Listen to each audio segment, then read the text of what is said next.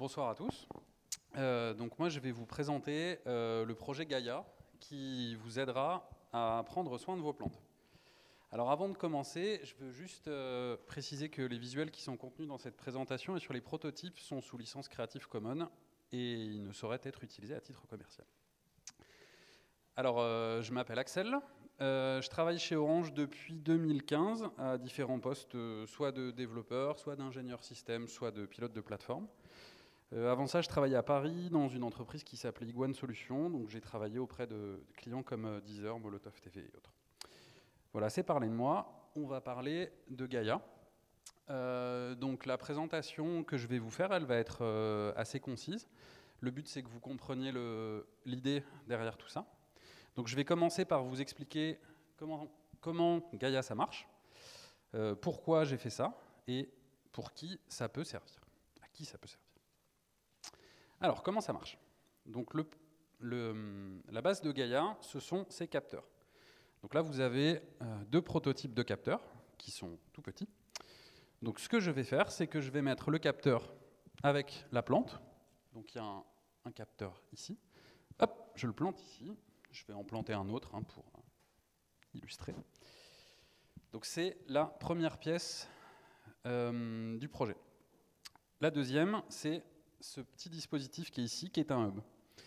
Donc ce qui se passe, c'est que les capteurs qui sont dans le pot de fleurs qui est là, ils vont envoyer au hub qui est ici les métriques des différents capteurs qui sont embarqués dedans. Et ce petit capteur, ce petit hub, qu'est-ce qu'il fait? Il va remonter les données de façon anonyme et sécurisée dans un cloud. Donc les deux composantes sont très importantes, le fait que les données soient complètement anonymes et qu'elles transitent de façon sécurisée.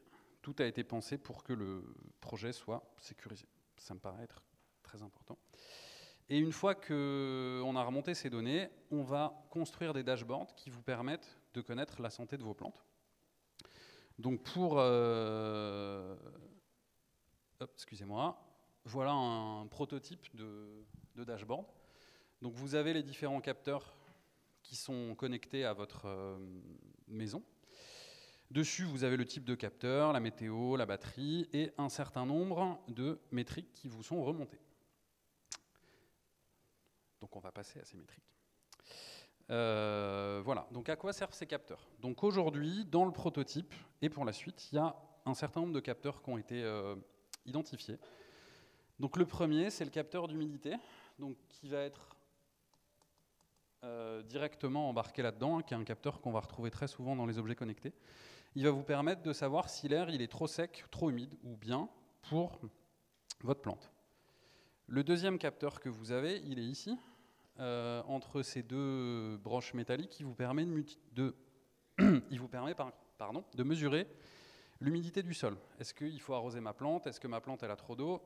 Est-ce que l'apport en eau est bon? Troisième capteur, la température. Est-ce que ma plante est correctement exposée? Est-ce qu'elle a trop chaud? Est-ce qu'elle a trop froid? Est-ce qu'elle prend des gelées la nuit?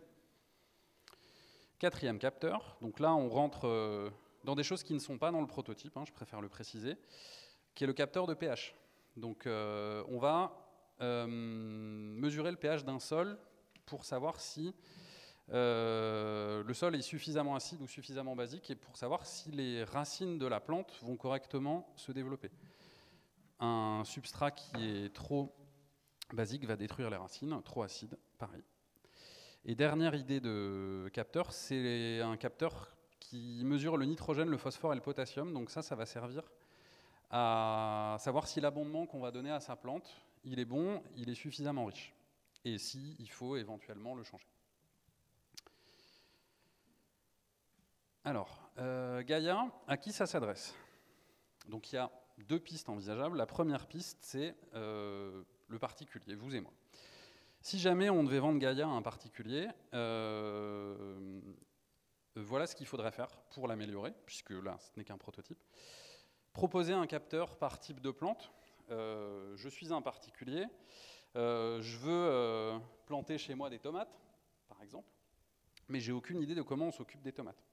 Eh ben, je vais avoir un capteur spécifique pour les tomates qui va, lui, connaître les bonnes valeurs d'humidité, d'ensoleillement, etc., etc. Il faut proposer un produit qui soit joli et qui donne envie. Un capteur avec du scotch, c'est pas forcément ce qu'il y a de plus sexy. Il faut proposer une application mobile pour suivre l'évolution des plantes dans le temps. Proposer une solution qui soit facile à mettre en œuvre. Et proposer une solution qui soit à moins de 100 €. Deuxième piste, les professionnels. Donc, proposer des capteurs qui soient personnalisables. L'intérêt pour le professionnel de savoir quel taux d'humidité il doit avoir, normalement, il le connaît, c'est son métier. Donc, un capteur personnalisable. Proposer des capteurs de meilleure qualité. Salut, ça va? Il reste une ligne et j'ai fini. Il reste 2 lignes, 2 clics. Ça passe vite 5 minutes. Hein. Et proposer un module permettant de cartographier une exploitation agricole. J'ai un énorme champ, j'ai des centaines ou des milliers de capteurs. Je veux savoir quel capteur me remonte quelle information. Bon, et proposer un prix adapté au client. Après réflexion, après discussion, je pense, et les gens avec qui j'ai partagé ça pensent aussi que la solution paraît plus pertinente pour des particuliers. J'ai terminé.